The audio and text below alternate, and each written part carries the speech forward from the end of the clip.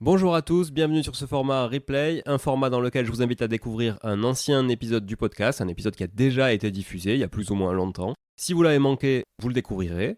Et si vous l'avez déjà écouté, vous pouvez le réécouter. C'est un épisode souvent qui a eu beaucoup de succès à sa sortie ou qui n'a pas eu le succès qu'il méritait d'avoir parce que le podcast était peut-être moins connu à l'époque aussi et que je vous propose de réécouter ou d'écouter aujourd'hui. Sans plus attendre, je vous laisse avec l'introduction habituelle et dans la foulée, l'épisode et la rediffusion de celui-ci. Voilà, merci beaucoup, à très vite sur le podcast. Ciao, ciao. Bonjour tout le monde et bienvenue sur Money Tree, le podcast qui vous parle d'investissement et de finances personnelles au sens large et sans tabou. Je suis Julien Calamotte, investisseur passionné et auteur du livre à succès S'enrichir grâce à l'immobilier. J'avais envie de partager ma façon d'investir, forcément, mais également de découvrir avec vous de nouvelles façons de faire fructifier notre argent.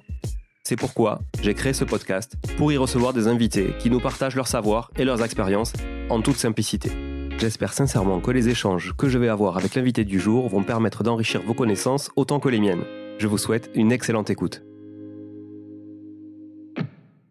Bonjour à tous, bienvenue sur ce nouvel épisode de Money Tree. Je suis très content de vous avoir encore une fois cette semaine et je suis très content aussi de recevoir Emeline Siron. Salut Emeline. Salut à tous. Comment tu vas ?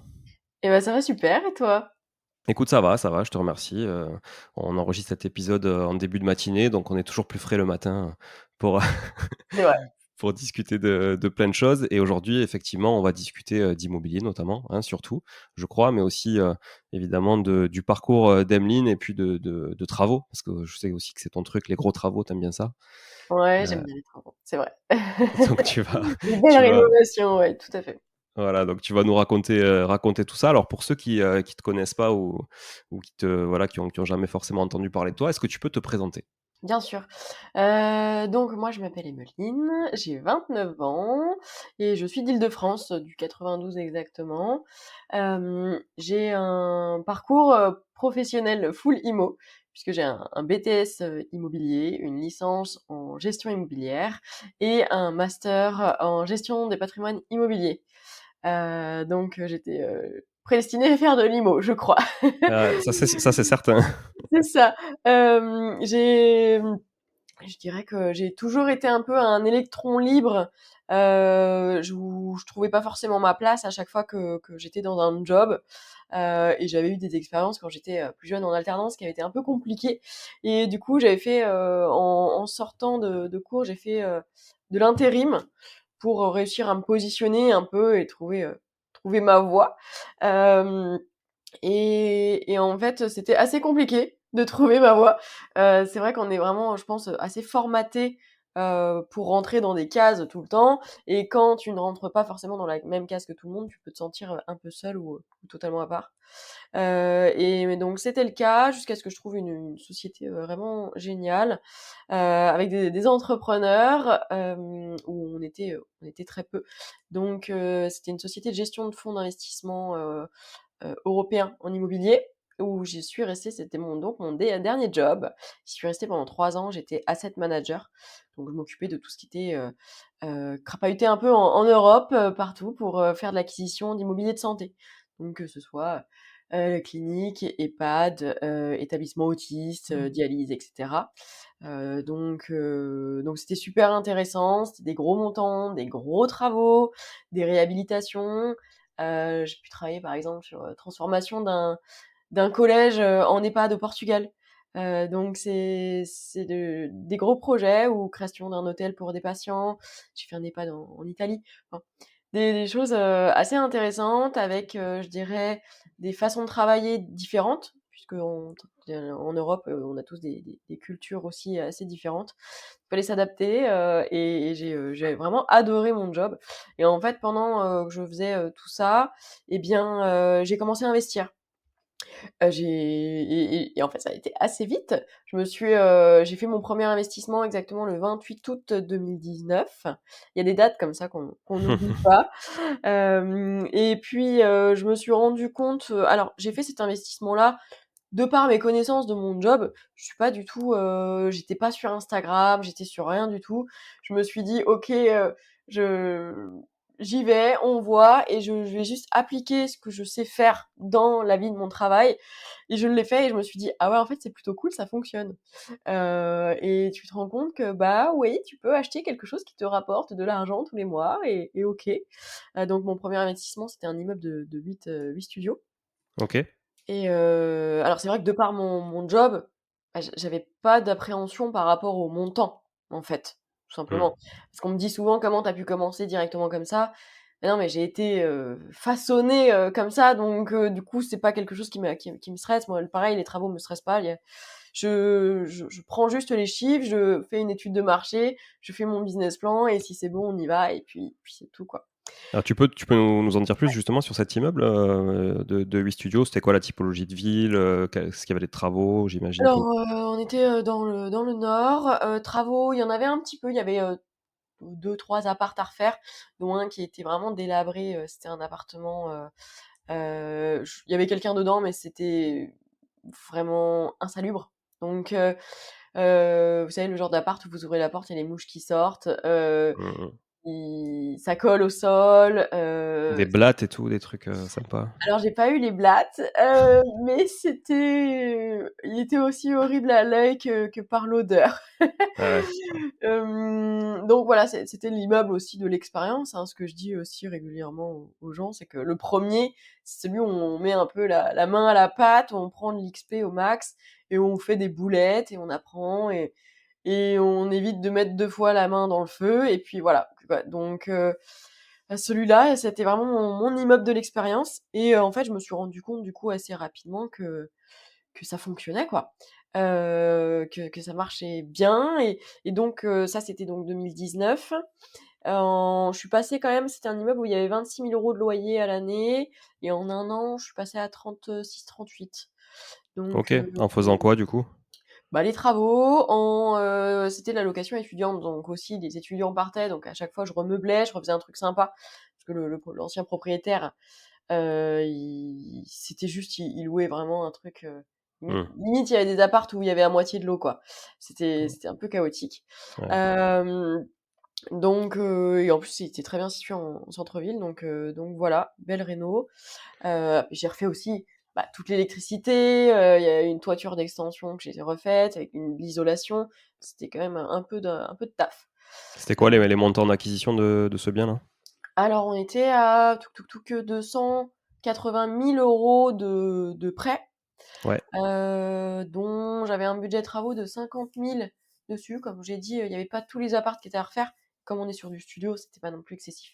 On n'est pas aussi, c'était 2019, hein, faut se dire, pour ceux qui nous écoutent, que les montants des matériaux étaient pas les mêmes en 2019 qu'en Hmm. 2023. Hmm.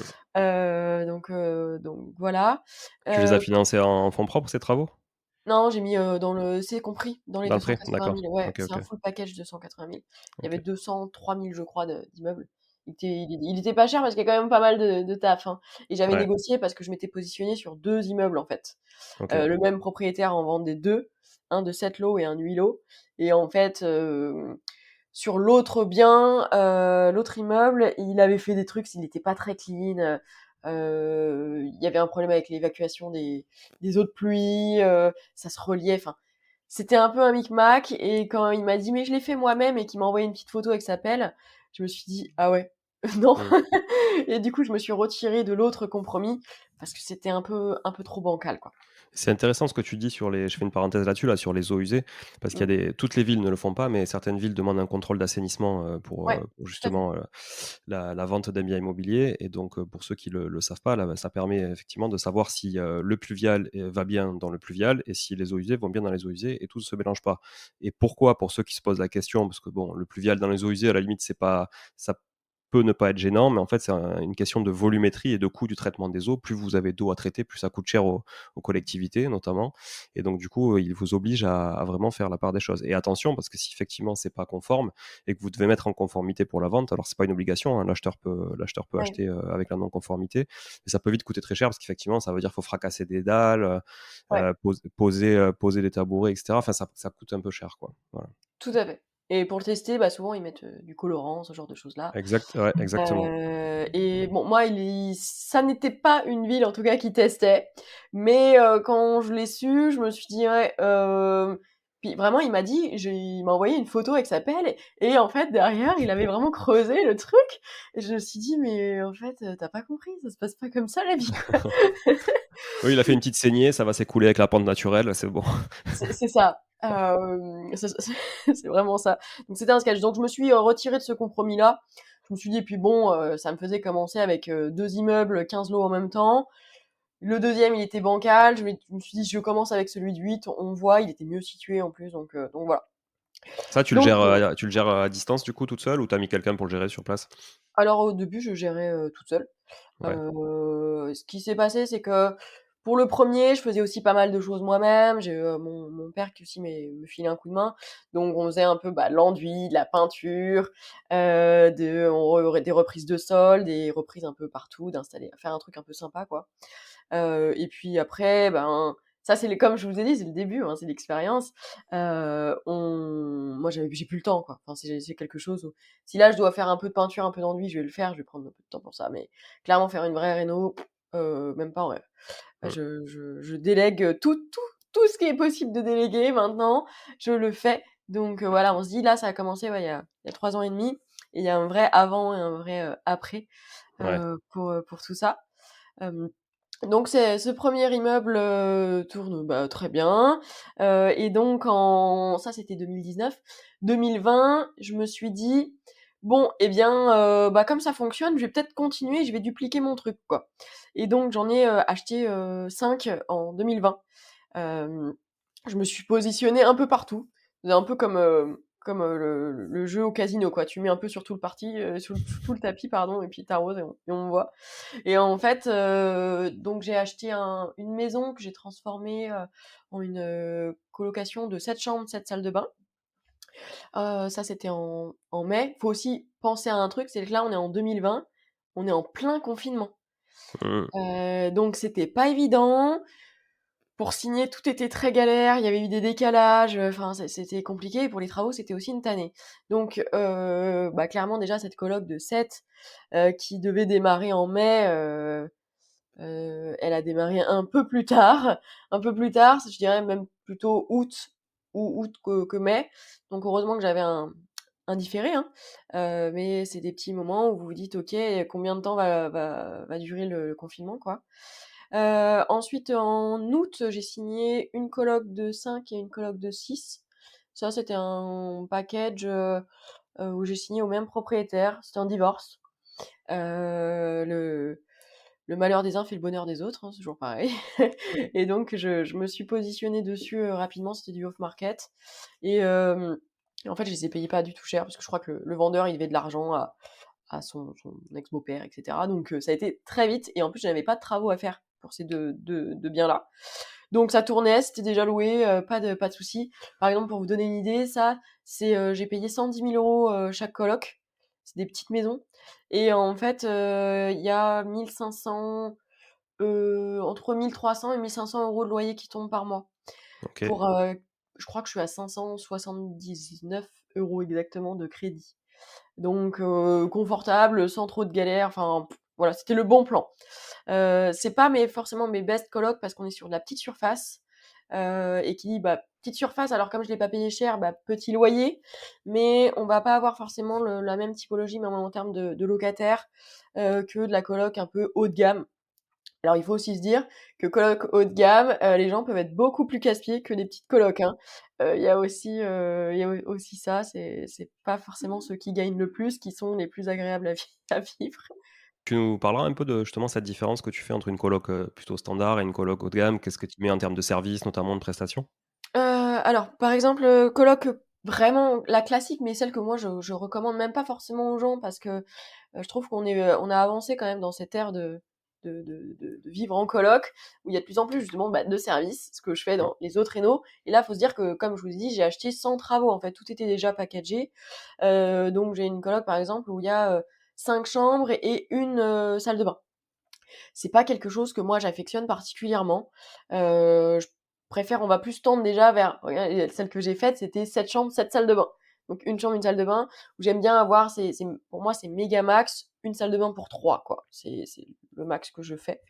Hem Et donc là, 5 chambres, une salle de bain, alors ça va que la salle de bain est confortable, mais c'est pas l'idéal. Donc comme j'ai pas acheté très cher, bah je mets des loyers qui sont pas excessifs et ça se loue très bien, j'ai vraiment pas de souci là-dessus. Mais bon, j'aime bien tendre vers quelque chose de plus confortable, plus de services. Par exemple, une coloc pardon, haut de gamme, mais je vais avoir sur les côtés des têtes de lit, j'ai des prises USB. J'ai une buanderie. Il y a des télés connectées dans chaque chambre. C'est plus spacieux. Je mets des câbles Ethernet pour que si un jour, eh bien, le Wi-Fi ne fonctionne plus, la box elle puisse fonctionner via les câbles Ethernet dans les bureaux. Il y a je sais pas, il y a beaucoup plus de choses, de services. Là où sur ces petites colocs, bah, je mets même pas vraiment de télé dans les chambres. On reste sur du petit budget en fait, tout simplement. Donc ça convient à toutes les bourses. Une coloc haut de gamme, je vais pouvoir aller sur du 470-480 € charges comprises par mois. Là où une coloc vraiment plus classique, on va être sur du 300-310 € max, charges comprises. Donc c'est quand même totalement différent, mais ça me permet de toucher à tous les budgets. Et je me rends compte d'ailleurs avec le temps que j'ai beaucoup plus de turnover quand même sur une coloc plus chère que sur une coloc qui est pas chère, quoi. Ouais, Voilà. ah ouais, d'accord. Ok. Ouais, ouais, ouais. Ok. À cause du prix, du coup, pas forcément. Donc finalement, les services viennent pas compenser le turnover, quoi. Bah, pas forcément. Pas forcément, et je pense que ça dépend aussi le style de population que tu vises. Mais comme j'ai dit, c'est quand on a des gens aussi qui ont de l'argent, ils vont être aussi plus exigeants. Mm. Heu, Là aussi où on est, je dirais un peu plus, peut-être, retour d'XP, je vais être un peu plus embêtée avec une coloc de 7 ou de 8 qu'une coloc de 3. Ouais, c'est Coloc sûr. de 3, j'ai pas de retour, quoi. Je reçois le loyer, j'ai jamais de message, il se passe quasiment rien. Une coloc de 7 ou de 8, il y a un peu plus de police, je dirais, à faire, où, bah, par exemple, semaine dernière, colloque de 7. En plus, c'est des jeunes parce que j'ai un partenariat avec une école. Et la femme de ménage m'envoie des photos. Et c'était un carnage. La cuisine, il y avait des poubelles partout, il y en avait plein l'évier. C'était différent. Et bien sûr, ils bottent tous en touche. Non, c'est pas moi, c'est celui de la chambre 5, c'est celui de la chambre 6, etc. Donc, Et ouais. bon, ça se règle. Moi, clairement, c'est des points de charge mentale qui me stressent vraiment plus. J'envoie un message à tous les parents et la femme de ménage, bah, elle agit, hein, tout simplement. Et puis je leur dis que si ils agissent pas, bah, le mois prochain il y aura une refacturation parce qu'elle fait beaucoup plus d'heures que prévu et c'est tout, quoi. Alors, Donc tu vois, ça me fait, ouais, du coup, ça me fait écho tout ça parce que tu dis, parce que ouais, je voulais te demander comment tu gères sur tes colocs, déjà, les types de baux. Est-ce que tu fais un bail par chambre, par exemple, ou est-ce que tu as du ouais, bail solidaire dans tes colocs, ou est-ce que tu as non. déjà traité du bail solidaire? Non, jamais. Ok. Donc ça, bon, c'est intéressant. Et comment tu gères justement les dépôts de garantie? Parce que finalement, la garantie en coloc, la problématique, c'est que tu la prends que sur la chambre parce que la responsabilité, elle est très difficile à pointer, quoi. Alors, clairement, si c'est par exemple une télé qui lâche, bon ça m'est jamais arrivé donc je touche ma tête. Télé qui lâche, bah, selon le sujet en fait ils prennent avec l'assurance, hein. Ils se débrouillent, entre eux. Et si vraiment il y a tout le monde botte en touche, moi c'est réparti sur les dépôts de garantie de tout le monde et c'est bien écrit dans le Ok. bail que, autant il y a pas de caution solidaire par rapport au montant du loyer et là-dessus, Hmm. chacun vraiment un bail individuel. Et je sais qu'on voit aussi partout sur internet, les gens disent: «Ouais, faites un bail solidaire et tout». Non, mais c'est impossible dans Ouais, les faits, ça. mais autant peut-être sur une coloc de 2-3, s'ils se connaissent et qu'ils sont potes, ils vont peut-être le faire, OK. Et à la limite, je me dirais, c'est en contrepartie d'un loyer moins cher, parce qu'il va Hmm. falloir mettre quelque chose en face. Par contre, maintenant, moi, enfin, je fais que du bail individuel, hein, clairement. C'est plus simple pour tout le monde, mais bah, ils sont bien prévenus qu'il y a aussi un règlement de coloc, et c'est bien écrit que s'il y a des dégradations, en fait, c'est réparti, pour, la quote-part de tout le monde. Parce que c'est alors j'ai pas aussi encore, une fois, j'ai pas eu le sujet, mais moi, je suis pas le genre de propriétaire à facturer, par exemple, des verres ou des couverts. Si je vois qu'il y a une coloc où il en manque, et j'en ai, hein, des jeunes, par exemple, les plus jeunes, je sais qu'ils mangent leur espèce de pasta box là, parce qu'ils ont la flemme de faire à manger. Ils mettent ça au micro-ondes et en fait, ils laissent les couverts dedans et ils jettent et ils se rendent pas compte. Donc bah, je me retrouve, régulièrement au milieu d'année où en fait il y a plus de couverts. Je suis clairement pas le genre de personne à dire: je vous compte tous 5 € parce qu'il faut racheter des couverts». Non, si je pense que si le business plan d'acquisition, il a bien été fait, vous devez avoir un cash flow qui soit pas, forcément en neg et être assez confortable. En tout cas, moi, c'est ce que j'ai, de mon côté. Je me dis que si je suis assez confortable, pour prendre du cash, je suis aussi assez confortable pour, racheter des couverts, quoi. Donc c'est le genre de truc que je facture pas les verres, les couverts, un tapis par-ci par-là, enfin je m'en fiche. Par exemple, j'en ai une où j'ai 3 arbres à couper dans la cour commune, je prends en charge les 3 arbres à couper, quoi. Je le refacture pas. Ouais, bah, je partage cette approche avec toi, effectivement. Je pense qu'il y a des fois, en plus, très franchement, si à chaque état des lieux, tu dois vraiment compter tous les couverts, tous les trucs, Non, c'est non, sûr. mais c'est une plaie. Honnêtement, c'est une plaie. Même si c'est pas toi qui fais l'état des lieux, c'est quand même une plaie pour la personne qui le fait. Et je suis pas sûr que finalement, au final, elle le fasse vraiment, tu vois. Non, je pense pas. Euh, voilà. Faut être honnête avec soi-même et avec les autres. Non, mais clairement, Je pense clairement. pas. Et même moi, quand je fais l'état des lieux, j'en ai fait un ce week-end. Alors l'appart, il est récent, il a moins de 6 mois. Je lui dis: «Bon, clairement, j'ai acheté, il y avait 6 couteaux, 6 fourchettes, 6 cuillères. J'écris ça. S'il manque de cuillères, ben, vous en rachetez, sinon j'en rachèterai». J'ai pas envie de gratter là-dessus, quoi. En plus, si tu le dis ouvertement, franchement, à l'entrée, les mecs, tu leur dis: «Voilà, vous cassez 2 verres, vous les remplacez». C'est juste, voilà, c'est juste du bon sens. Franchement, Ouais, la plupart du temps, ils le font et d'ailleurs, parce que moi aussi, j'ai pas mal de jeunes, en termes de locataires, tu vois? Parce qu'on fait beaucoup d'hyper centre-ville, donc on a beaucoup ouais, de petites surfaces et du coup, tu te rends compte que les jeunes sont quand même assez à cheval sur tout ça, parce que c'est leurs premières expériences et cetera et ils essaient rarement de te niquer, tu vois? Ils sont plus, «Me tapez pas, j'ai tout fait bien», quoi. Enfin, moi, en tout ouais. cas, c'est le retour que j'ai de manière générale. Évidemment, il y a des exceptions. Il y a aussi des gens qui saccagent des trucs. Ça, tu pourras peut-être nous raconter des anecdotes. On l'a tous vécu. Mais de manière générale, je trouve que la population jeune, alors oui, tu es un peu le papa et la maman, quoi. Des fois, tu es un peu dans l'éducation. Euh, Ouais. mais je trouve que ça se passe bien, de manière générale. Oui, ça va. Ça va. Alors, je dirais qu'il y a un peu 2 salles, 2 ambiances. Il y a ceux où effectivement ils sont comme ça et c'est top. Mais moi, j'ai quand même une forte population jeune où ils disent rien. Il peut se passer un truc et ils s'en foutent. Bah, une coloc de 8, c'est la meilleure que j'ai faite, où vraiment j'ai mis le max de service partout et j'ai fait une belle salle de bain où en fait j'ai fait d'ailleurs à double flux. Comme je pouvais mettre à cet endroit-là une salle de bain pour 4, c'était la salle de bain du rez-de-chaussée. Eh bien, je me suis dit, ok, une salle de bain pour 4, ça colle pas vraiment à ce que j'ai dans ma façon de penser. Comme il y a de l'espace, j'ai mis 2 cabines de douche. Enfin, deux douches, pas 2 cabines de douche, j'ai évité les cabines de douche. Mm, 2 douches avec des sas et avec des portes pour fermer, et en fait, ça fait un peu côté vestiaire, mm. Ouais, c'est où ça. ils peuvent être 2 à utiliser une salle de bain, et c'est quand même très pratique. Et en fait, il y a un joint d'une des douches en bas qui a dû, je sais pas, il s'est rétracté, bref, ça a fui. Et en fait, ça a fui et du coup, c'est venu tremper le devant des cabines de douche. Et en fait, la plainte, elle s'est décollée et tu te rends compte que c'est tout pourri moisi derrière, qu'il y a limite des toutes petites bestioles de bois là qui Mm. peuvent ressortir.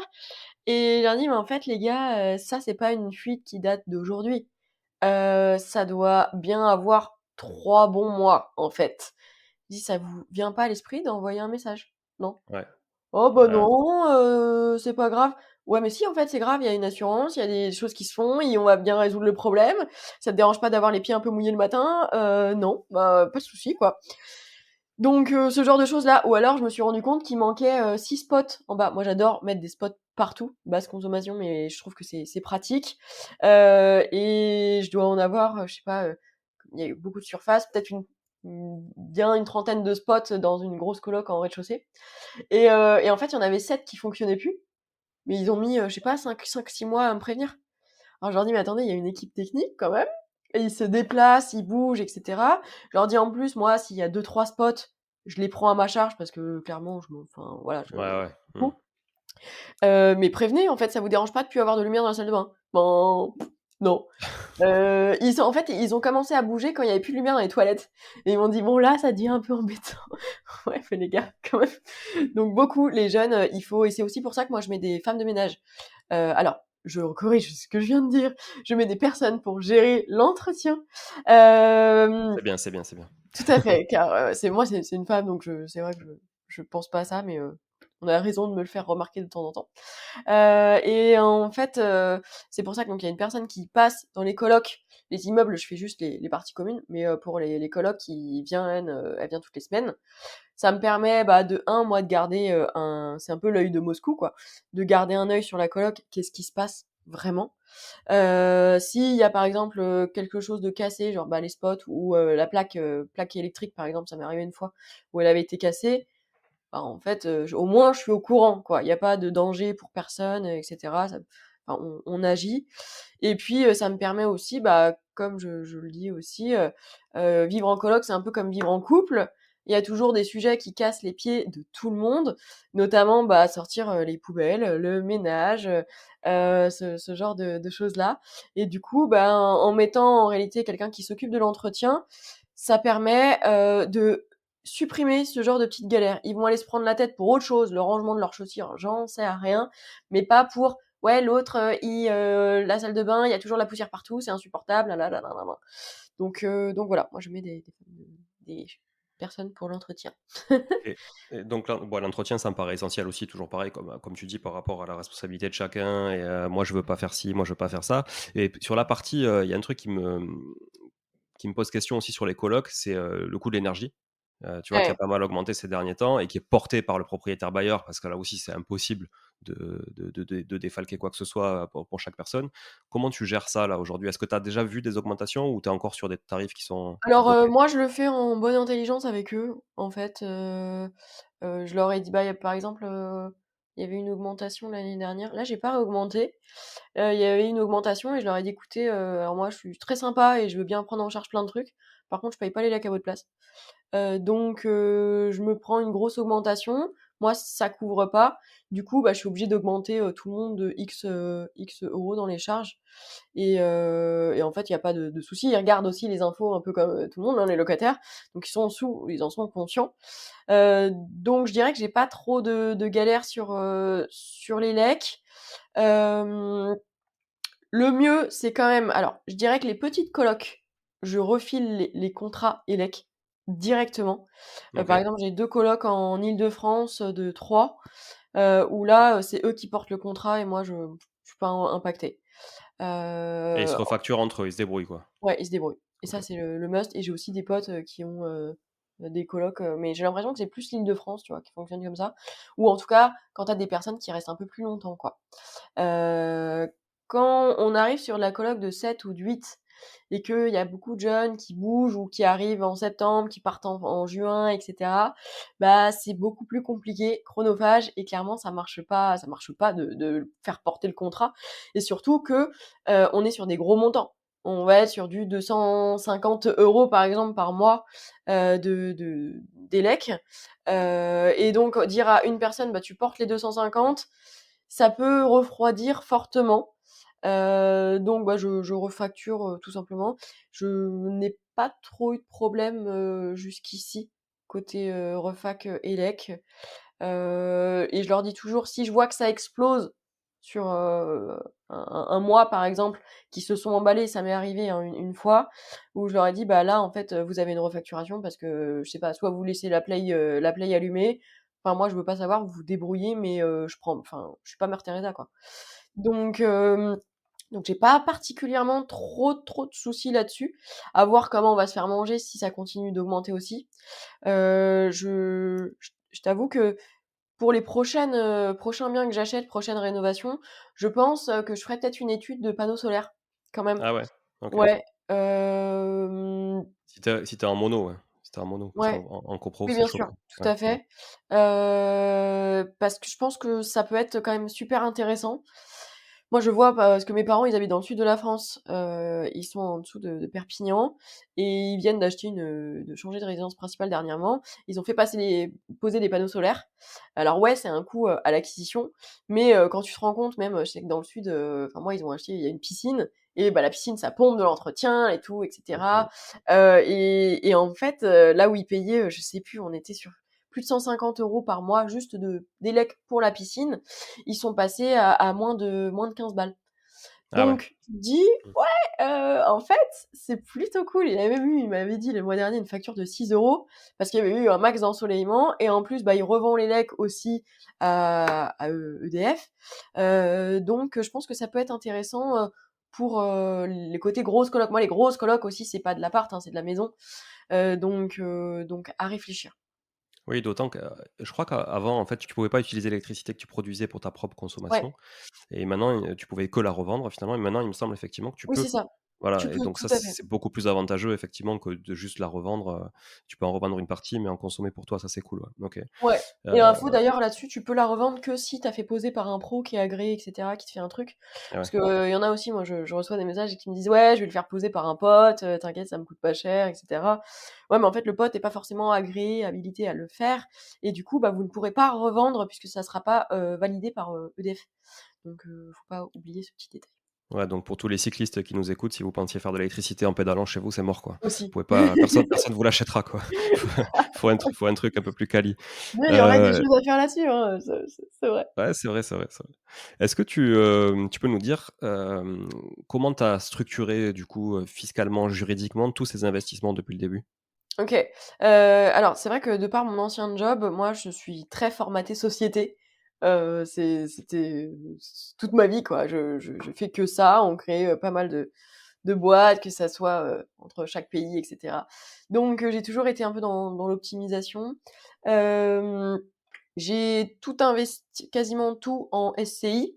En gros, toute ma vie est en SCI. J'en ai 3 et j'ai également une holding qui est relativement récente, qui date de 2 mois d'ailleurs. Et j'ai, 2 investissements, mes 2 appartements que j'ai achetés en Île-de-France que j'ai fait en nom propre. En fait, clairement, pourquoi j'ai fait ça? J'ai commencé en SCI parce que, bah, je gagnais, enfin ma vie correctement, avant. Et j'avais pas forcément besoin d'avoir de l'argent qui tombe dans ma poche et en même temps, comme je vous ai dit, je suis formatée société, j'aime le côté empire du truc. J'aime avoir mon groupe qui dégage et du cash que je peux réutiliser pour d'autres projets et cetera. J'ai vraiment une vision très, création et développement de boîte. Hem Et en fait, quand donc comme j'ai beaucoup investi, comme je vous ai dit, en 2020-2021, j'ai fait les travaux, parce qu'il y a eu beaucoup de travaux, à faire et en fait, je me suis rendu compte que ma vie, heu bah, commençait à prendre beaucoup de place, ma vie d'entrepreneur investisseur et donc j'ai dû quitter mon job. Contrairement à beaucoup de gens, moi, c'est vrai que j'avais un job que j'adorais. Donc bon, j'ai quitté mon boulot et en fait, là, je me suis dit: «OK, bon, bah, je quitte mon job. Par contre, tous mes investissements vont être en société. Donc là, je vais plus avoir du cash qui rentre dans ma poche directement». Donc en fait, bah, j'ai fait 2 investissements, en nom propre, en LMNP, et qui viennent, du coup remplacer, en fait, ce qui pouvait tomber dans ma poche, avant, quoi. Et du coup, si ça remplace, ça veut dire que tu vas passer LMP? Parce que tu as pas de revenus salariaux en face? Je me suis pacsée. OK. Voilà, OK. tout simplement. Je me suis pacsée pour revenir, c'est vrai que tu fais bien d'aborder le sujet. C'était donc, dans la continuité de la stratégie. Je me suis dit: «OK, j'ai plus de revenus. Si j'ai que ces revenus-là, LMNP, comment je fais?» puisque, bah, donc, j'ai un conjoint, mais chacun faisait sa déclaration, comme ça. Et donc, on s'est pacsé, directement pour que, ma déclaration perso vienne rejoindre la sienne, et que du coup, de par, les déclats, en fait, je ne bascule pas en LMP. Et lui est salarié, du coup? Lui, il a sa propre boîte, Ouais. aussi mais par contre, il a bien des fiches de paye, qui tombent comme ça, régulièrement, OK. quoi Et donc et sur qui le m'enregistrent. LMNP, vous êtes en indivision? Sur un appart, ouais, on est en OK. indivision, c'était son premier appartement pour lui d'ailleurs, je lui ai mis le OK. le pied à l'étrier et sur un autre, c'est, uniquement le mien. OK. Bon, très bien, très bien. Et tu projettes de te salarier sur, je sais pas si tu as créé une holding, par exemple, il y a 2 mois, tu dis tu projettes de te salarier sur une holding demain? Alors, mon côté, en fait, faut se dire déjà pourquoi est-ce que j'ai créé la holding, Mmh. tardivement. Donc, je l'ai f et c'est vrai que j'ai aussi pas mal de gens qui me posent des questions en me disant: «Mais, pourquoi tu l'as pas créé dès le début?» Faut arrêter parce que c'est un truc qui est carrément à la mode, qu'on voit partout ça. Ouais, je suis C'est, d'accord. je fais de la SCI, je crée ma holding. J'en ai même pour pousser le truc, c'est arrêter de mettre dans vos têtes: «Oui, je crée une SCI où je vais être tout seul dedans, je crée la holding et comme ça, il y a et la holding et moi et on est 2. Ouais, mais en fait, la banque, elle voit un bénéficiaire effectif, c'est toi, Mmh. Mmh qui mh. est le seul, du coup, détenteur des sociétés et en plus, vous essayez de faire financer un bien par 2 coquilles vides. Donc la première, la SCI qui n'a jamais tourné et qui vient d'être créée et en même temps, la deuxième qui est la holding qui n'a jamais tourné non plus. Donc je dirais que si vous aviez une autre activité, vous créez une holding pour rejoindre ensuite une SCI, pourquoi pas, pour faire, transiter les flux. Maintenant, dès le début, c'est absolument inutile, vous vous tirez une balle dans le pied, ça rassure pas du tout une banque. La SCI aussi rassure une banque parce que, bah, il y a des associés dedans et qu'en fait, du coup, il y a des garanties sur plusieurs têtes. Donc si là, en fait, vous sucrez tout ça en mettant, bah, une seule tête, bon, bah, c'est plus compliqué. Je dis pas que ça se fait pas, mais je dirais que c'est plus exotique et il faut se dire aussi que les banquiers sont pas forcément formés pour comprendre tout ça. En plus, s'ils comprennent rien, ils vont se dire: «Chut, je vous prends, je vous mets dans la case pro», donc vous allez avoir des conditions pro qui vont pas forcément être les plus avantageuses. Donc je reviens, à nos moutons. J'ai créé plusieurs, sociétés, SCI, où d'ailleurs j'en ai 2 où j'avais pris mon père comme associé au début parce que, bah, prendre un membre de sa famille, c'est toujours mieux. Déjà, vous basculez directement dans la case SCI familiale, donc on évite la SCI pro. C'est vrai que quand vous allez voir la banque avec un pote en SCI, il y a un petit pourcentage de chances qu'ils vous mettent aussi dans le côté pro et ça m'est arrivé. Ouais, puis Hem, le risque, vu de la banque est beaucoup plus élevé aussi oui. que sur un projet familial, hein, très clairement. Tout à fait. Alors qu'en réalité, c'est vrai que si on rentre dans le sujet, on peut c'est clair qu'eux, ils se disent: «La famille, ça reste toute la vie, les potes, pas forcément». Mais en l'occurrence, on peut aussi mieux s'entendre avec un pote que ses membres de sa famille et ça peut créer d'autres soucis, d'autres conflits. Mais bon. Hem, donc j'ai 2 SCI, avec, j'avais 2 SCI avec mon père, où on était, associés donc, dedans. Une SCI où j'ai mis alors, bien entendu, au début, je l'ai fait simplement par choix fiscal pour, les être en comme j'étais en dessous des 38 000, j'avais 15 d'imposition, c'était très bien. Et bah, pour tous ceux qui nous écoutent, on ne peut pas faire ce genre de choix. C'est interdit. Si, vous créez plusieurs sociétés pour justement payer moins d'impôts, et bien, en fait, c'est pas bon. C'est pas bon. Le fisc, il est pas OK, puisque si la première question que vous vous posez à l'esprit, c'est: «Pourquoi je fais ça? Pour payer moins d'impôts?» Bah, là, déjà, vous êtes en warning. Faut juste se dire ça. Donc, il faut quand même qu'il y ait une histoire avec. Et moi, l'histoire elle était relativement simple. Du coup, c'est que j'ai une SCI pour côté immeuble et une SCI côté colocation. Euh, pour scinder le truc. J'ai également ma coloc de 7 où j'ai trop de choses à te raconter en fait. Ma coloc de Bien, on a le 7, temps, on a le temps, prends ton temps. elle, je l'ai acheté avec un ami d'enfance. En fait, c'est le deuxième bien que j'ai acheté et l'opportunité venait de tomber là, comme ça, et je m'étais dit, «OK, bah» lui, il m'avait dit qu'il voulait investir et qu'il voulait se former en même temps avec moi. Il avait du cash de côté, il avait une bonne situation, perso, OK. Je m'étais dit: «Bon, mon père, déjà j'ai fait un invest et une société avec lui, je vais pas le saouler de trop, donc je vais faire une autre SCI». OK. Bon, bah, écoutez, ça s'est bien passé sans trop de problèmes, bien que bon, bah, maintenant, il est sorti de la société, je l'ai sorti. Dites-vous que les amitiés d'un temps elles vont pas forcément évoluer dans le même sens tout le long de la vie. Hem et en fait, bah, il s'est avéré que alors c'est quelqu'un que j'apprécie en tant que personne, mais c'est vrai que, ça matchait pas en termes de je faisais tout, quoi. Clairement, il s'est énormément reposé sur moi, c'était assez, heu, chronophage et dur à gérer et en fait, à la fin, je lui ai dit: «Écoute, c'est plus possible, en fait, il faut que tu sortes de la société parce que, je suis sympa, mais encore une fois, moi, je suis pas bénévole. Donc si je fais tout le taf, mais que tu restes dans la boîte, bah, en fait, ça va commencer à me gonfler». Et comme je comptais créer ma holding, eh bien, on a tout simplement fait de la cession de parts. OK. Voilà. Hem, Donc tu as créé la holding, cette holding a racheté, du coup les parts de ton associé. voilà et moi, j'ai repris ses parts, à lui. OK. Alors, plusieurs sujets, d'ailleurs, là-dessus, hein. C'est vrai qu'on va sur, plusieurs trucs. Déjà, j'ai eu un prêt pro. OK, Mmh. sur ce bien-là, puisque, bah, amis directement, ils nous ont mis en plus c'était la Bred, ils nous ont mis en prêt pro et Donc il taux faut plus savoir élevé. un taux plus élevé. Alors à l'époque, ça allait. Mmh. Ça allait puisque j'ai eu, 1,50 je crois. Mais ça Donc restait plus élevé, peut-être de 0,30 il y ou un truc avait comme ça? ouais, Mmh. beaucoup plus élevé Mmh. puisque mes autres prêts, j'avais eu 1. Ouais, voilà. Donc Mmh. mais bon, à la limite, c'était pas trop grave. Hem, il avait fallu mettre de l'apport Mmh. aussi, plus d'apport. Là où, par exemple, mon premier investissement que j'avais fait 6 mois plus tôt, j'avais mis 0 apport, OK. Ce bien-là, on a mis quand même 32 000 € à 2. Alors, Mmh. il faut aussi se dire que il y avait 125 000 € de maison et 125 000 € de travaux. Vous refaites ça aujourd'hui, c'est chaud parce Ouais. que, bah, en ce moment, déjà, c'est un peu plus touchy les banques et financer autant de travaux que le prix de la maison, ça Mmh. coince parce qu'ils se disent toujours: «Bah, et si jamais ça ne se fonctionne pas, comment on récupère les fonds? Est-ce que le bien va valoir autant?» Donc c'était assez touchy. Donc on a mis, 32 000 € d'apport, donc répartis à 2. Hem Et en fait, ils avaient pris des garanties, c'est le genre, la banque avait pris des parachutes sur parachutes, quoi. Puisqu'il y avait, ils avaient pris donc, nous 2 en caution, plus chacun, ils avaient pris les 2 parents de chaque côté. Mais non.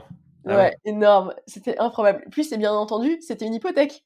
Oui. Donc la vraie hein, Surtout que les cautions, souvent, c'est 120-130 du truc, donc ce qui se couvre vraiment toute la partie intérêt et cetera. ah mais là, ils Donc ont pris, un parachute plus le parachute du ouais, parachute et tous les ouais. parachutes derrière, quoi. Donc bon, j'avoue que moi, j'étais très sûre de mon truc, donc je savais qu'il y avait aucun risque là-dessus et hem et c'était OK, hein. Dans ces moments-là, c'est vrai que vous êtes un peu, bah, face au mur en se disant: «Bah, OK, j'ai un prêt, bah, je le prends». Mmh. Clairement, je le prends. J'avais, 1 an de différé sur la maison et 2 ans de différé sur les travaux. Donc voilà, plutôt cool. Il faut savoir que du coup, j'avais un crédit en totalité de 280 000 €, OK? Et que, j'ai fait réestimer, la maison, on est aux alentours de 400 000 €. Donc ça va, Mmh mh. pas de galère. Comment Concernant la comment ouais, tu as pu, comment tu as pu réévaluer le rachat des parts justement, en j'ai fonction de pas tout fait ça? la réévaluation des rachats des parts sur le montant de la maison. OK. Tu Bien l'as fait entendu au nominal plus enfin et au oui, tout à patrimoine fait. net, va sur la valeur d'achat, quoi? Absolument, absolument et c'est pour ça que si jamais cession de part il doit y avoir, il faut le faire au début. Mmh. Au début puisque la société ne vaut rien, puisque j'étais en déficit.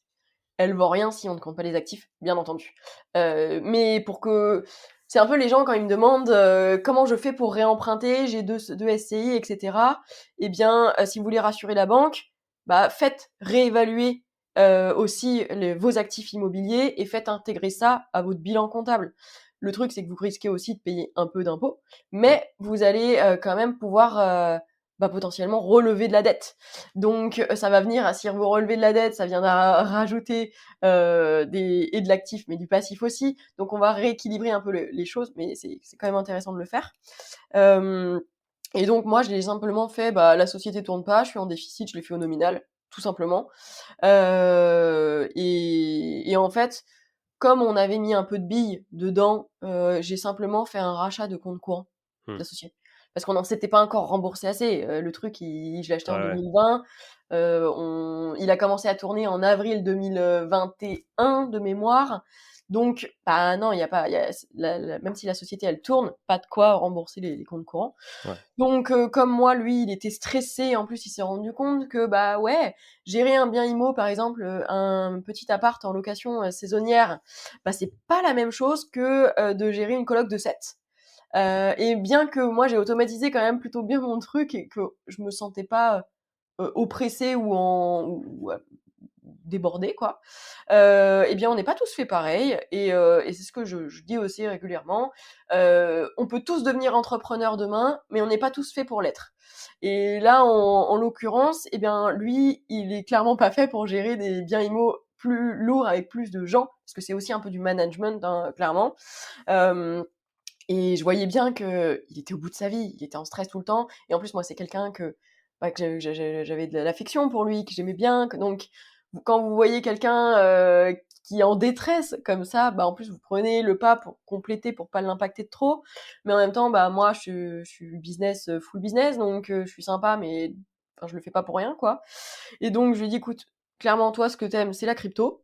Eh bien, moi je te rembourse ton compte courant, on te fait sortir comme ça, pas de galère, et puis, c'est bon».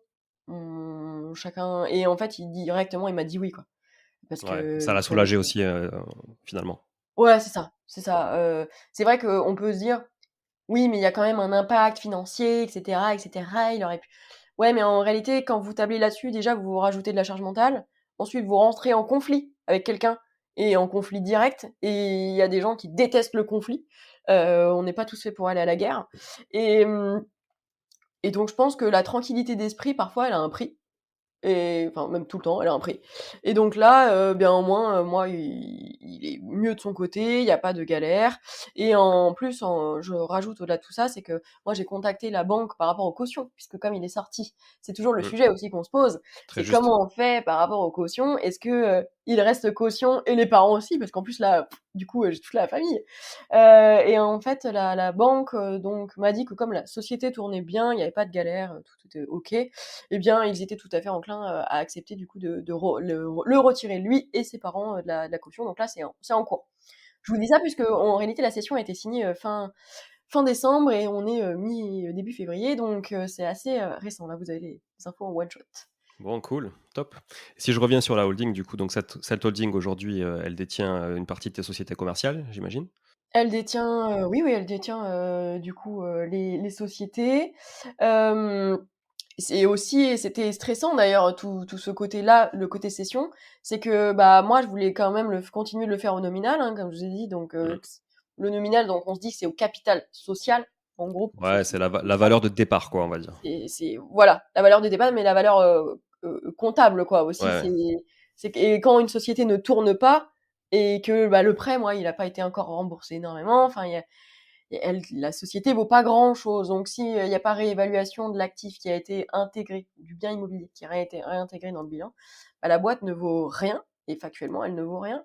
Donc dans ces moments-là, vous allez faire de la cession puisque si, vous laissez une boîte tourner et faire du bénéfice et que vous voulez faire une cession par la suite et que, eh bien, vous allez vouloir, faire la cession de parts, vous serez, si c'est plus de 30 000 € de bénéfices, en gros, obligé de faire appel à un commissaire aux apports qui a un coût, ça ne vaut pas rien. C'est-à-dire que là où une part qui valait 1 euro égale une part au début, par exemple, eh bien, on peut très bien dire une part égale 5,50 € quoi. Donc, vous allez être obligé de racheter les parts des autres et ça peut avoir un coût assez impactant rapidement.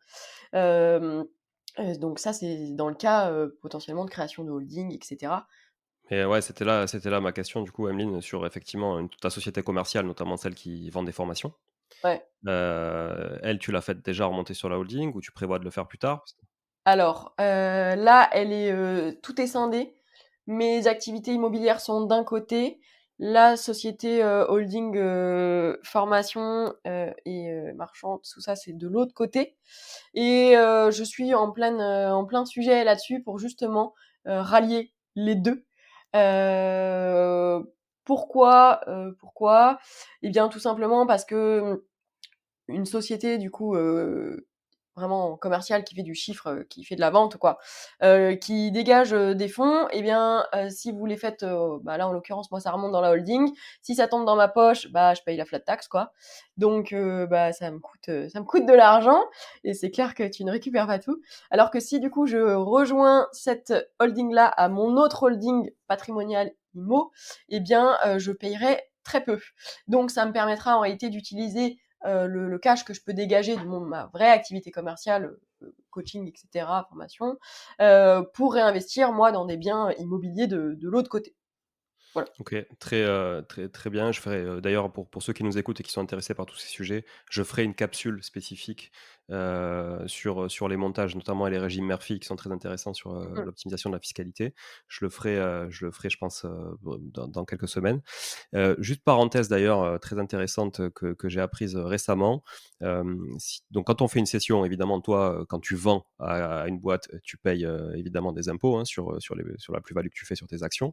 Mais quand tu es acquéreur, tu dois payer les taxes aussi d'enregistrement, les droits Oui. d'enregistrement, et cetera. Les taxes, normalement, sur une acquisition comme ça de taxes d'actions, tu vas être à 0,1%. Mais si ta société est à prépondérance immobilière, ça va être 5%. Donc tu passes de 0,1% à 5%. Voilà, donc pour ceux Ah qui moi, nous écoutent, c'était le cas. Il a payé, enfin, il a dû payer, enfin, il y avait 5 à payer. On était sur, pas grand chose puisque là, c'était vraiment du Il y avait Ah, une c'est toi qui les as payés, du coup. micro-valeur. C'est toi en tant qu'acquéreur, du coup, qui les payes. Alors, en fait, il y a eu, dans ces moments-là, tu peux négocier, hein, tout est une sujet de clauses Ouais, il est de et coutume que ce soit l'acquéreur. en gros, moi, ce qui s'était passé avec lui, c'est que moi, enfin, en gros, j'ai payé plus cher puisque moi, je payais l'avocat Mmh. et il prenait, l'enregistrement. OK. Donc pour vous dire, en gros, il a payé, je crois, 319 € et moi, Mmh. j'ai payé beaucoup plus. Ouais, ouais. Mais oui, enfin, tout est possible, ce n'est que de la clause, quoi.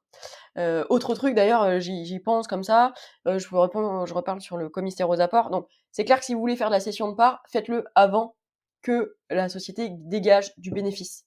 Mais quand vous faites une acquisition, et c'est pour ça que moi la holding a été constituée maintenant et pas au tout début, il s'est quand même passé 3 ans, hem, c'est que, bah, vous faites des travaux, il y a quand même beaucoup de choses à déduire, donc en fait, pendant quelque temps, la société ne tourne pas. Et attention, ce n'est pas parce que vous avez un résultat négatif que le cash flow n'est pas positif. OK? Et ça, je sais que c'est très dur pour beaucoup de gens d'entendre ça. Tu peux gagner de l'argent tous les mois, dans ta poche, mais tu peux avoir un résultat négatif puisque tu vas venir impacter d'autres choses dans ton bilan comptable. Hem Et donc voilà, on fait les cessions de parts avant que la société soit en positif, c'est mieux pour tout le monde. Après, vous pouvez faire de la cession sans, passer par un commissaire aux apports, mais ça va, uniquement si la société du dessus est une SC. Le truc, c'est que, SC, donc société civile, moi j'aime moins puisque société civile dit responsabilité, quoi. Mmh. Une SCI, vous avez voilà, pour, petit rappel, SCI, s'il y a une galère, vous êtes appelé, société civile. Dans une SAS, eh bien, vous n'êtes pas appelé, c'est différent. Donc, si la société coule, vous coulez pas avec, sauf, bien entendu, signature de caution solidaire ou autre en plus. Mais, donc vous pouvez faire une SC, vous aurez pas besoin de faire de mettre un commissaire aux apports forcément. Ça peut être une valo, à vue de nez comme ça. Par contre, là, il y a un vrai sujet de responsabilité selon l'activité du dessus, et cetera. Ouais, totalement. Et je conseille, enfin, je pense que tu es d'accord avec moi, on peut conseiller qu'à tout le monde de se faire accompagner sur tous ces sujets parce que c'est assez complexe quand même. Il y a aussi beaucoup de jurisprudence, donc ça veut dire que les textes qu'on lit aujourd'hui sont pas forcément toujours appliqués.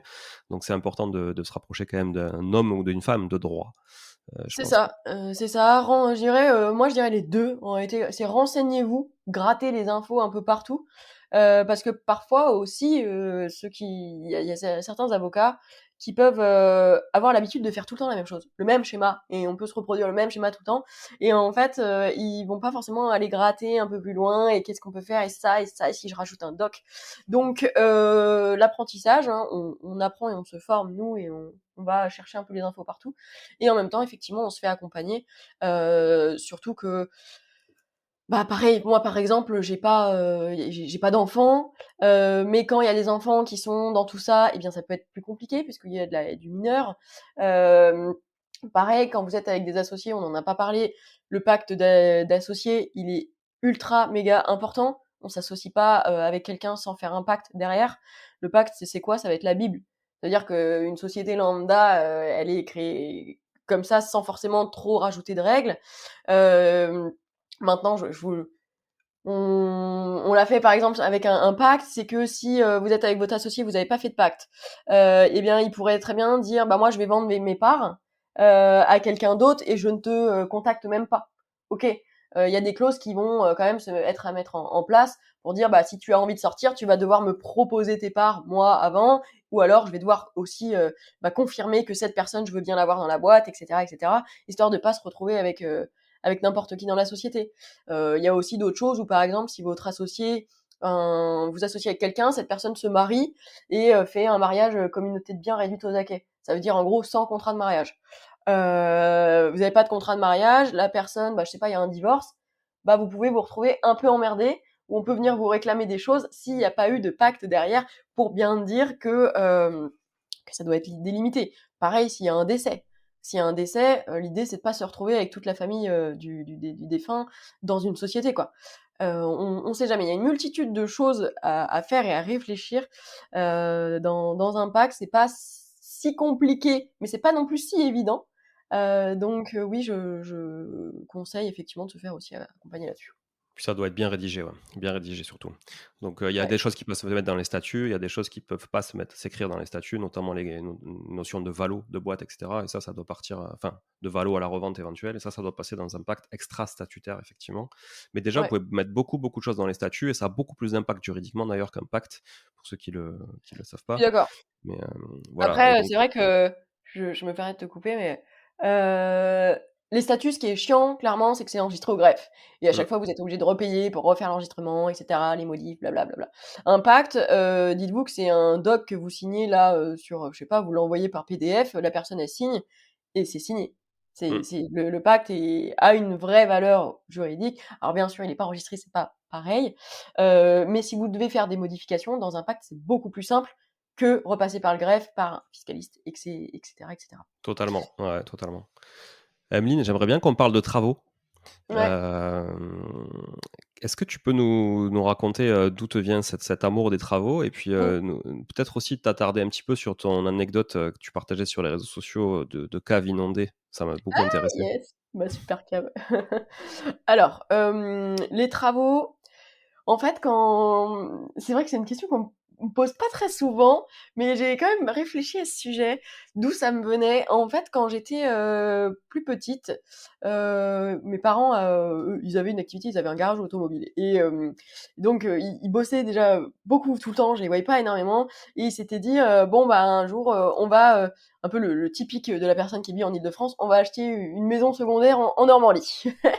Et en fait, ils ont fait ça et ils ont acheté une ancienne boulangerie vers Dieppe, Saint-Valery-en-Caux, tout ça. Et c'était quand même il y avait 4000 mètres carrés de terrain, plus de 250 mètres carrés de maison, je crois. Mais quand je vous dis que c'était un taudis, une boulangerie taudis, il y avait tout à faire. Et en fait, eh bien, j'ai connu cette maison, je crois qu'ils l'ont achetée, je devais avoir 4 ans. Ils l'ont revendue, je crois que j'avais 26 ans, un truc comme ça. Et je n'ai jamais connu cette maison terminée. Ah ouais. Il y a toujours eu des travaux de fait partout et donc j'ai un peu grandi aussi avec, bah, des travaux.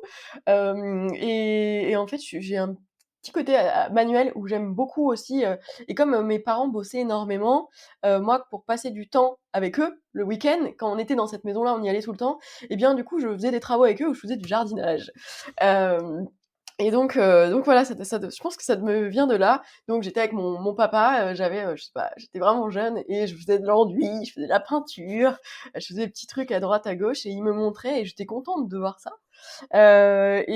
Donc même si d'un côté on peut se dire que ça aurait pu un peu me dégoûter de voir jamais cette maison finie, moi j'en retire des moments aussi de peut-être de partage où au final ça ne m'a pas du tout dégoûtée et j'aime beaucoup les travaux. Alors, je pense qu'on tire aussi des expériences de ce qui a pu se passer dans notre vie et donc de ce qu'on ne veut pas reproduire aussi. C'est que clairement moi, mon père, comme il adore et il est très manuel, il adore faire les travaux et là il est encore en train de faire des travaux pour vous dire donc même après la retraite, c'est travaux full patate. Heu et bien, en réalité, j'ai vraiment adoré faire ça. Et je ne me vois pas ne pas faire de travaux dans un bien, mais par contre, je délègue beaucoup. Je ne fais pas moi-même.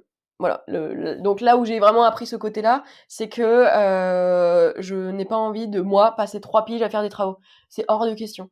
Là clairement je sais comme j'ai dit, il est dans le sud, il vient de racheter une maison et il est en train de faire des travaux et je dis: «Mon Dieu, ça fait depuis octobre dernier qu'elle est en travaux, il y a beaucoup moins de mètres carrés, il y a beaucoup moins de taf et elle est pas finie!» Et il y a des gens comme ça qui adorent faire par eux-mêmes. Alors aussi, je sais que quand tu es à la retraite, je pense, ça te fait une vraie activité. Mmh. Tu fais les travaux, tu fais ta maison, OK, ça te coûte moins cher, pas de souci. Hem, mais moi, par contre, ça, c'est un truc où ça m'a, vraiment, bloquée. C'est que, j'aime bien être sachante et savoir comment ça se fait, OK. Par contre, le faire, ça me gonfle, quoi. Et j'estime que mon temps, je peux mettre mon temps pour, gagner de l'argent et générer de la valeur ailleurs que pour faire des travaux. Et puis, je pense qu'il y a des professionnels qui sont très bons pour ça.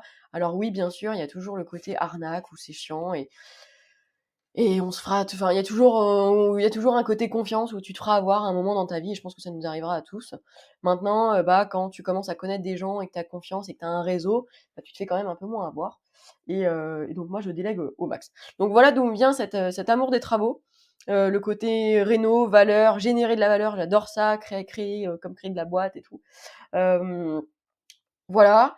Et du coup, ça me stresse pas. Et en fait, même dans mon ancien boulot, et c'était mon job aussi, je gérais toutes les parties travaux. Donc, non, j'étais pas forcément sachante. Je pourrais pas, je suis pas un bureau d'études techniques, quoi. Je suis pas un BET. Mais en fait, je vais avoir aussi le côté sensibilité user, vraiment utilisateur. Mm. Mettez-vous à la place des gens sur place aussi. Et ça, je pense qu'il y a aussi beaucoup d'architectes qui devraient le faire. C'est que parfois, tu peux avoir des lubies et des projets de dingue, et en fait, tu te rends compte qu'en opérationnel, à vivre sur place, c'est improbable. Ouais. Donc, vraiment, ouais, le côté travaux, moi, les transfos, j'adore les avant-après, en fait. Transformer des trucs qui n'existent pas, ou même dans mon ancien boulot, le côté quand on a créé un EHPAD du coup en Italie, où vraiment t'arrives, t'as un terrain, il y a rien, et tu te transformes et tu poses là, fiut, un EHPAD de 4000 mètres carrés. Tu te dis ouais, c'est un gros joujou, c'est trop bien. Et tu vas, moi j'y allais avec mon petit casque, tu vois, j'étais la seule nana, et je me baladais tout dans les trucs un peu partout. Ah ouais, là c'est pas mal, là ça va. Ça par contre c'est pas terrible, la finition elle est pas ouf, le papier peint, franchement vous pourrez faire quelque chose les gars. Et en fait, je pense qu'il est important de rappeler aux gens, c'est que vous n'avez pas besoin de tout connaître sur tout. Il faut juste être accompagné par des gens qui sachent mieux que vous. Et c'est un peu comme dans une boîte, là, ok, j'ai une société, du coup, Evermind, où on est 9. Mais en fait, je recrute des gens plus compétents que moi sur plein de sujets, et j'ai pas besoin d'être forcément meilleur qu'eux. Alors bien sûr, ils vont m'apprendre des choses et je vais leur apprendre des trucs, euh, mais il n'y a pas besoin de tout savoir. Et en fait, je me suis aussi rendu compte, parce que j'étais un peu comme ça au début, hein, le vouloir tout connaître sur tout et pas forcément me laisser accompagner, parce que c'est un peu le problème de gestion du contrôle, etc. Et ben vous perdez un max de temps. Mm. Vous perdez trop de temps à vouloir tout faire vous-même, alors que quand tu délègues, alors bien sûr, c'est là où je vous dis, il faut avoir des petites notions. C'est un peu comme vous avez une idée, vous voulez prendre des développeurs pour créer une app web. Si vous avez aucune notion du truc, la personne en face peut très bien vous dire ça va me prendre 6 mois, alors que ça va lui prendre 2 semaines, quoi. Donc, je pense qu'il faut avoir des petites notions sur certaines choses, pour justement pas avoir l'air d'une quiche, et avoir l'air conscient de certaines choses, mais il faut juste se faire entourer. Donc le côté travaux, bah, j'ai appris plein de choses aussi dans le cadre de mes diplômes master. J'ai fait de la technique de bâtiment. C'est quelque chose que j'aime en plus, et je pense que quand vous faites les choses avec passion et que vous aimez et que vous y mettez de l'intention, bah, vous apprenez 3 fois plus, parce que c'est trop cool. Par exemple, moi, je sais pas, quand j'ai appris à faire des joints en silicone, j'étais trop contente, quoi. Là où d'autres gens, ils se disent, mais complètement timbrés, je me suis dit, ouais, en fait, c'est cool, j'ai plus besoin forcément de payer quelqu'un juste pour faire un petit joint en silicone dans ma cuisine, parce que c'est un truc qui prend un quart d'heure, même pas, alors que le déplacement va te coûter 90 €. Enfin, voilà, hors rachat du matériel. Donc voilà le côté travaux. Et tu arrives, donc en tant que femme, parce que je sais qu'il y a beaucoup d'auditrices parmi les auditeurs Ouais. de Money Tree, tu arrives en tant que femme justement à trouver ta légitimité quand tu discutes avec des artisans, parce que c'est quand même un milieu assez macho de base, quoi. Ça, c'est une question que j'ai très, très couramment. Heu, alors, dans mon ancien job, faut se dire que, hem, ça m'est arrivé régulièrement quand même d'arriver sur des gros chantiers. Bah, par exemple, vous voyez le collège à transformer en EHPAD là, je suis arrivée en rendez-vous, j'étais avec mon boss, on était 2, et en fait, je me suis retrouvée avec une armée, avocats, ingé de tous les côtés, ils avaient tous 50 balais, et moi je suis au milieu, tu vois, une petite blonde qui se balade là, et qui est avec son carnet de notes et tout, et clairement la crédibilité c'est archi chaud au début. En plus, bah, je suis jeune, donc clairement ils se disent, enfin, c'est quoi, pourquoi tu es Tu là? rien pour toi, quoi. Tu es jeune, tu es une femme et tu es blonde. Tu rien. Grave, grave. Et en fait, c'est avec les échanges. Les échanges que tu peux avoir avec les gens, quand tu as des remarques un peu pertinentes où ils se disent ah ouais, en fait, bah, ça cogite un peu là-dedans. Et puis, je pense qu'il y a aussi une force de caractère. C'est que moi, j'ai toujours été élevée un peu dans un environnement aussi masculin. Bah, déjà le côté travaux, mais en plus, bah, comme je vous ai dit, mes parents, ils avaient un garage automobile. Mon frère, il est dans la robotique automobile aussi. Du coup, j'ai toujours été dans les travaux, les voitures, ce genre de Mmh. milieu-là et j'ai jamais été, ultra méga féminine et j'ai beaucoup plus de potes, mecs que de filles et du coup, je dirais que de un, je suis pas susceptible, donc tu vas me faire une blague, déplacée sur les femmes, clairement, je vais te répondre, je vais plutôt la jouer en répartie que, en affront, genre: «Ah, je suis choquée, c'est Mmh. vous vous rendez pas compte» et cetera. J'aime pas du tout, je trouve que c'est de la perte de temps. Moi, je préfère, plutôt amener la personne qui est en face de moi, qui va avoir, peu d'estime pour moi, à ce qu'elle se rende compte psychologiquement qu'en fait, elle a fait elle-même une erreur, plutôt que en front dans les gens où en plus tu arrives dans une zone de conflit qui est toujours très désagréable à gérer, où, bah, en plus il y a de la solidarité, hein, donc le côté homme, ils vont se rallier. En fait, je préfère la jouer un peu comme une partie d'échecs, tu vois? Où je me dis déjà, dans ma tête, je me dis dès le début j'ai gagné, de un. De 2, je pense qu'être une femme, c'est génial. Tu vois, hier, j'ai fait une intervention, je suis partie de 2 associations, dans un lycée, pour, parler de l'entrepreneuriat, en fait, auprès des jeunes. C'était une classe de terminale. Je leur ai dit: «Mais en fait, être une femme, c'est trop bien». Clairement, moi, sur mes chantiers, j'ai jamais porté un frigo. J'ai jamais porté un canapé. On a monté plein de meubles à ma place. Parce qu'en fait, vous vous rendez pas compte, mais une femme, avec un sourire déjà, on peut avoir tellement de trucs. Je sais pas, tu demandes, tu un devis et tu demandes, une ristourne sur ton devis. Demande-le en faisant la gueule et demande-le avec un sourire, tu vois? Et tu te rends compte qu'en fait, bah, c'est trop bien et moi, clairement, je suis tout à fait OK pour l'égalité, hein, mais moi, entre un mec qui porte le frigo et moi qui porte le frigo, t'inquiète que je le laisse le porter le frigo, hein. Il y a vraiment pas de souci là-dessus. Donc, je pense qu'il faut aussi, c'est là où je vous dis, se renseigner vraiment sur le sujet. C'est que si bien entendu tu arrives et que tu connais pas du tout de je dirais de vocabulaire de travaux, et bien, ça peut être, par exemple, dégonder une porte, tu vois? Enfin, ce genre de trucs-là, où une femme, au premier abord, elle va peut-être se dire: «Bah, qu'est-ce que ça veut dire?» Et quand la personne en face, elle se rend compte que vous êtes absolument non sachant sur tout ce qu'elle vous raconte, bien entendu qu'elle a envie de vous bananer et de se dire: «Mais en fait, elle y connaît rien et Valé, je lui facture un max».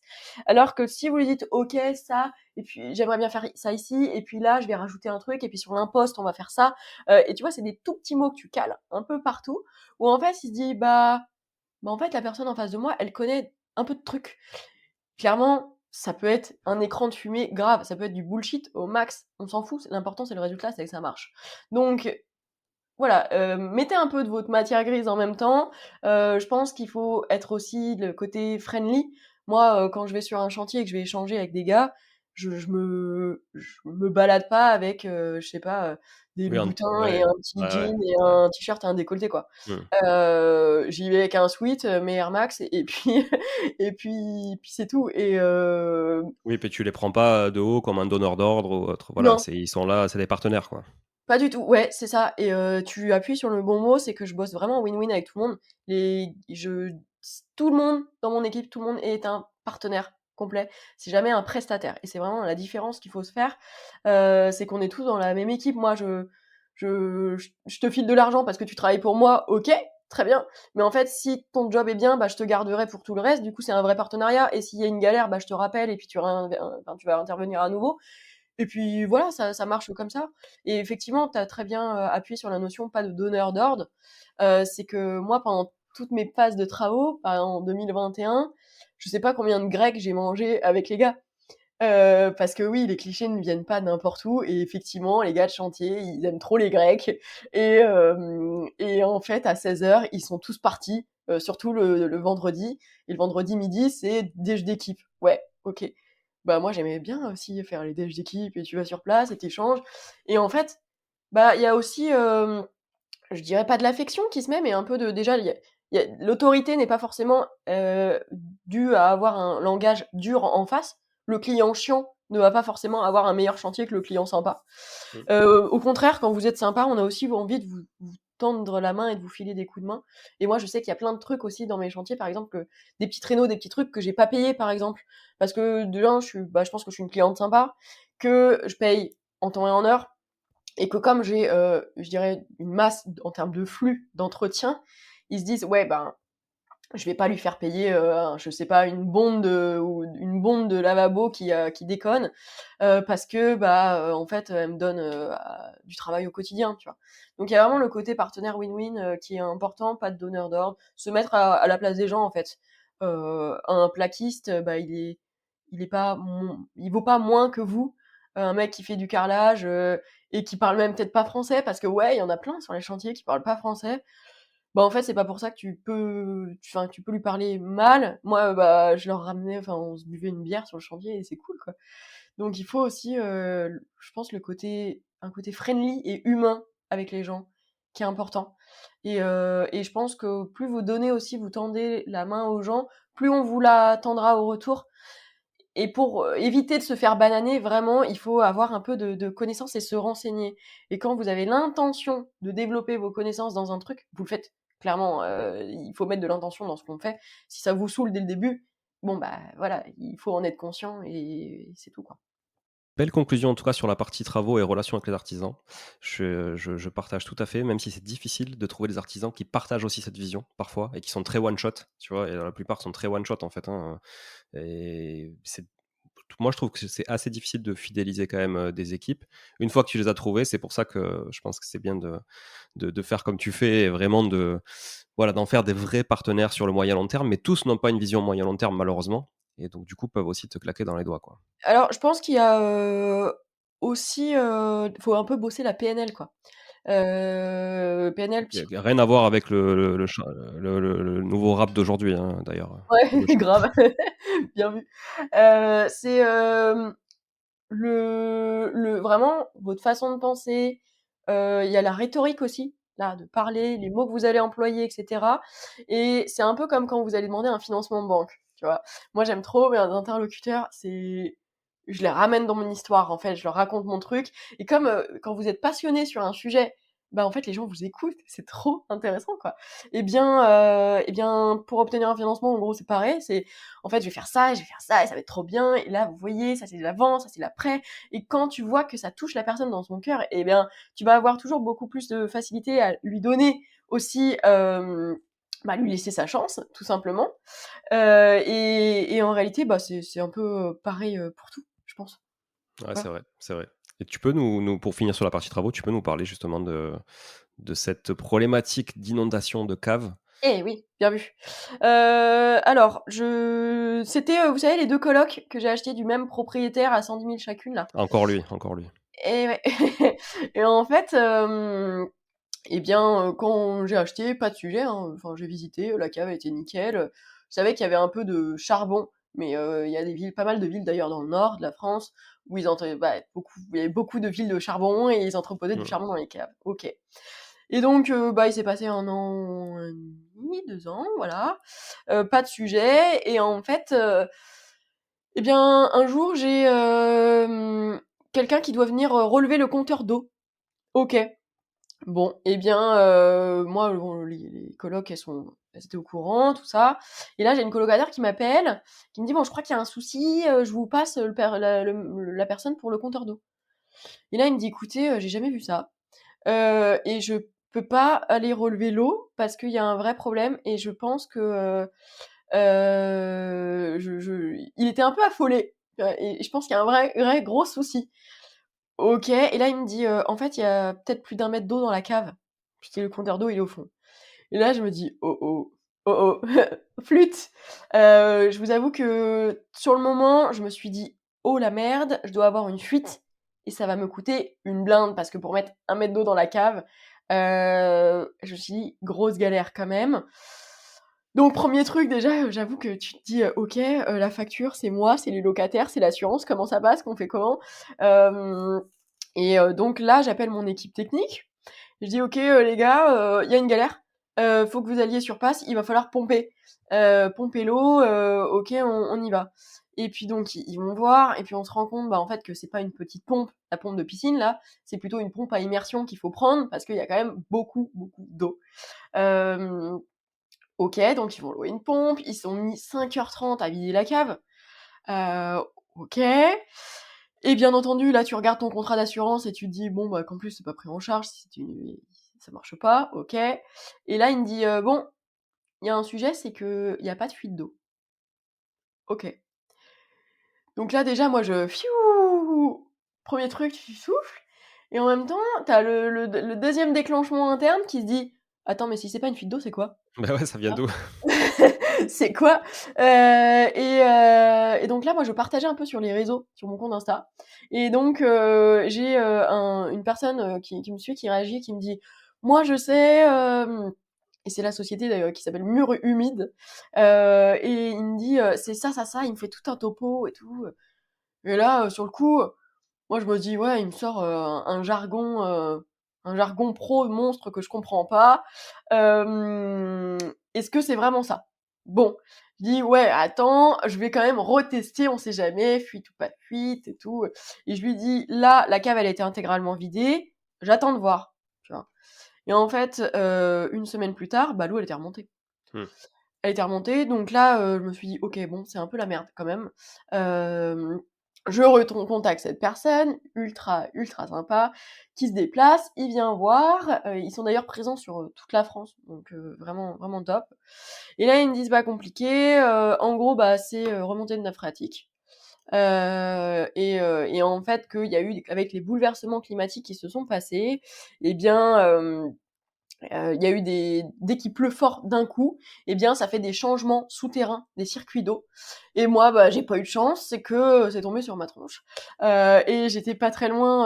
Alors, c'est clair que si vous voulez éviter, déjà, vous achetez très très loin de potentielles rivières ou cours d'eau, quoi. J'étais pas excessivement loin non plus, mais dans la rue, ça avait pas été déclaré. Dans les papiers de diagnostic, quand vous achetez, il y avait rien de particulier. Donc, OK. Bon, il passe, il me fait un devis complet avec un cuvelage de malade, tout un truc, des puisards. Donc ça veut dire quand même qu'ils pètent la dalle au fond. Ils vous intègrent, moi, ils m'ont mis des puisards, mais c'est des puisards, je sais pas, qui doivent faire entre 40 et 60 centimètres Ouais, j'ai vu sur tes de vidéos là, côté. c'est balèze, hein, c'est balèze. Avec 2 pompes de relevage, pour pouvoir évacuer l'eau, parce qu'il faut bien dire que face à l'eau, on n'est absolument rien. Donc, au lieu de bloquer l'eau, parce que ça marcherait pas, il faut juste pouvoir la drainer et l'évacuer, en fait. Donc ils font tout un drainage de la dalle, de trucs en long, en large, en travers, un cublage complet, les puisards, les pompes de relevage, tout ça. Bon, clairement, c'est quand même une facture à 12 000 €. Ouais. Donc, et c'est un imprévu qui malheureusement pour le coup, ne pouvait pas être prévu, parce que bah, quand moi j'ai acheté, il y avait pas d'eau. Tu peux pas forcément t'en rendre compte. L'assurance ne prend pas en compte parce que ça ne passe pas en événement climatique. C'est pas une tornade ou un truc déclaré. Parce qu'il faut pas oublier, un contrat d'assurance, pour que ça se passe en événement climatique, ça doit être déclaré par le préfet. Donc là, clairement, rien. Je peux pas dire que c'est un PER qui a pété et qui a mis un d'eau dans ma cave, tu vois. Donc, Et puis bah, clairement, tu aurais eu du mal à justifier, 12 000 € avec un puisard et cetera grave, pour un PER qui pète, à mon improbable. avis. Donc, là, bah, clairement, je me suis dit: «OK, ça va que j'ai un cash flow confortable et que j'ai mis de l'argent de côté». Parce qu'en plus, bah, c'est 12 000 € d'imprévu, qui te tombent sur la tronche, et tu ne peux pas ne pas agir, en Mmh. plus. Parce qu'en plus, tu te dis: «Bah, qu'est-ce qu'il en devient de la solidité de ma maison? OK, est-ce que ça va toucher, moi, les rebords?» J'en sais rien. Est-ce que ça va remonter? C'est la brique. Donc dans les briques, et me fragiliser tout ça. Est-ce que, bah, on est à la cave, mais quand même, est-ce que je vais pas me retrouver avec de l'humidité partout? Puisque, bah, ça remonte, quoi. Oui, puis il faut qu'elle sorte quelque part, donc si tu as de l'enduit ou du placo partout, au bout d'un moment, il faut que ça sorte, quoi. Catastrophe. Ouais. Donc tu dis: «OK, faut agir», et puis, en même temps, si un jour j'ai envie de revendre, je peux pas revendre en disant: «Il y a 1 mètre d'eau, dans la cave». Je revends l'été parce que comme ça, à la limite, il y a moins d'eau et pas de galère. Non, enfin, faut faire les trucs clean, quoi. Et donc voilà, ils sont intervenus. Il y a eu 1 mois d'intervention entre le temps, bah, d'analyse, pour vider. Je vous ai dit qu'il y avait du charbon dans cette cave. Oui. Ils ont sorti 52 sacs de charbon. Putain. L'enfer du truc. Et et puis, bah, voilà, ça s'est résolu. Donc là, j'ai une cave, toute magnifique, toute neuve. Chance que j'ai eue aussi, c'est que moi, les autres caves des colocs, elles sont réaménagées en buanderie, et il y a les ballons d'eau chaude. Ah ouais. Heureusement Ouais, que, ouais. ça n'est pas arrivé là, et que c'est arrivé Si, sur si des tu mets de autres, ouais. l'électricité là-dedans, c'est sûr que Ah, ça c'est la commence à la la être dangereux. Fort-des-Haricots. Ouais, ouais. Voilà, Bon, ok, donc donc une histoire voilà, qui se finit bien, quoi, au final. qui se finit bien, qui coûte un bras, Ouais. mais avec une Et équipe encore, et encore. géniale. Ouais, c'était une petite cave, hein, quand même, Hmm. vraiment une petite cave. Une équipe top parce qu'en plus, bah, moi, je leur avais laissé un double des clés de l'entrée, mais ils prévenaient les locataires quand ils venaient, ils faisaient le ménage quand ils partaient. Donc, parce que c'est quand même des choses où tu remues, il y a beaucoup de poussière. Donc, c'était toujours clean, bonne communication. Franchement, je les recommande à 300% parce que comme on l'a dit tout à l'heure, c'est rare de trouver des gens qui sont clean. Et là, en l'occurrence, j'ai vraiment eu un super échange. Donc, Donc, il très s'appelle cool. comment, pour ceux qui nous écoutent? Mur humide, c'est ça? Mur humide, ouais. Mur humide, c'est un bon nom de boîte, ça, hein. Ouais, grave. En termes de branding, c'est balèze. Mur humide, ok, ok, ok. Et bon, attends, parce que taper mur humide, c'est compliqué sur Google, hein, pour les trouver, hein. Ils Euh, sont où? Le siège est où? Ils sont partout. Bah, tu tapes peut-être Mur humide société, je pense. Ouais, murhumide.fr. Murhumide.fr. Ok, ah ouais, ok, ok, ok. Mur au singulier. Ok. Absolument, oui. Mur humide au Ils singulier. traitent Bref. tout ce qui peut être petite trace Les professionnels de l'humidité. Ok, bon, d'humidité. Ils font même la mérule, tout ça et tout. Donc, ah, c'est très cool. cool. C'est Donc, cool, voilà, c'est super. bon plan. Ok. Laetitia, si tu nous écoutes, ça va peut-être t'intéresser pour ton studio que j'ai visité la semaine dernière, qui a des murs un peu humides. Voilà. Écoute, merci Emeline, c'était cool, chouette pour les échanges. Écoute, on a déjà 1h20 d'enregistrement, je crois que c'est mon Ouais. record, donc c'est pas mal. J'ai déjà fait 1h15, mais 1h20, pas encore. Merci beaucoup, beaucoup pour toute la valeur que tu as partagée. Tu es assez actif sur Instagram. Est-ce que tu peux nous partager justement un peu tous tes réseaux, comment les gens peuvent rentrer en contact avec toi? Ouais, bien sûr. Alors, bah, sur Instagram, Realimo, donc REL-du-bas IMO, I2MO. Attention parce que j'ai énormément de fake en ce moment, c'est une C'est catastrophe. la rançon de la gloire, ça, ma pauvre, c'est comme ça. Ah ouais, ouais, donc vous faites pas avoir, je ne demande pas d'argent en message. Et puis après, vous pouvez me trouver aussi sur LinkedIn, donc Emmeline Siron. Je suis beaucoup moins active dessus, beaucoup plus sur Instagram. Voilà, tout simplement. Et sur le site evermind.group. Pour toutes les notions de formation et de coaching notamment, c'est ça? Tout à fait. Ok, t'as vu, je fais bien la promo, hein. Eh, belle promo, tout à fait. Oui. Par contre, je viens de voir que tu me suis pas sur Insta, ça va pas du tout, il va falloir que tu t'y mettes. Alors écoute, je suis désolée. Je n'ai absolument aucune excuse. Je vais remédier à ça de suite. Voilà, Et c'est fait. les auditeurs iront vérifier, hein, je les mandate pour ce faire. N'en dis pas. Bon, ça marche. Merci encore, Emeline, pour ton temps et ta gentillesse. Écoute, on continue à te suivre sur les réseaux. En tout cas, c'est très chouette ce que tu fais. Continue comme ça. C'est bien d'avoir des personnes aussi dynamiques que toi à peine 29 ans. Attention, les 30 ans ne sont pas loin, mais je pense que c'est pas quelque chose Ouais, qui t'affecte. bon, j'ai pas trop le temps pour ça. Ouais. Non, mais tu t'as pas l'air de faire partie de ces gens que l'âge affecte, donc c'est cool. Eh C'est bien, détrompe-toi, il y a eu pendant quelques temps où ça me stressait parce que c'est vrai que t'as une pression de la population qui te disent est-ce que t'as fait ça, ça, ça, ça, ça, et j'étais beaucoup dans la réalisation personnelle aussi. C'est le besoin de reconnaissance. Et en fait, bah, au fur et à mesure du temps, je suis tellement dans trop de projets, trop de développement de boîtes, de trucs, que j'y pense plus trop. Voilà. l'important, Donc, c'est ce que tu fais de ce temps-là plutôt que d'attendre de carrément. le voir passer. Voilà, écoute, merci encore, à très très vite. Merci encore à tout le monde aussi d'être là, d'être présent chaque semaine. J'espère que vous avez apprécié cet épisode, mais je n'ai pas trop de doutes sur le sujet. À très vite et du coup dans quelques jours pour une prochaine capsule en solo, et puis à la semaine prochaine pour un nouvel épisode avec un invité toujours aussi quali comme Emeline aujourd'hui. Merci Emeline, à très vite. Merci. Ciao, ciao tout le monde. Bon, si vous êtes là, c'est que vous avez écouté jusqu'au bout et a priori, l'épisode vous a plu. Si c'est bien le cas, n'hésitez pas à le partager autour de vous. Notez ce podcast sur Apple Podcast et Spotify en laissant un commentaire 5 étoiles. Je ne vous le répéterai jamais assez, mais c'est grâce à vous que ce podcast vit aujourd'hui et peut continuer de vivre en vous proposant un contenu toujours plus qualitatif. Merci encore, je vous retrouve très vite sur un nouvel épisode de Money Tree. En attendant, je vous souhaite la meilleure des réussites dans vos projets et un bon enrichissement. À très bientôt.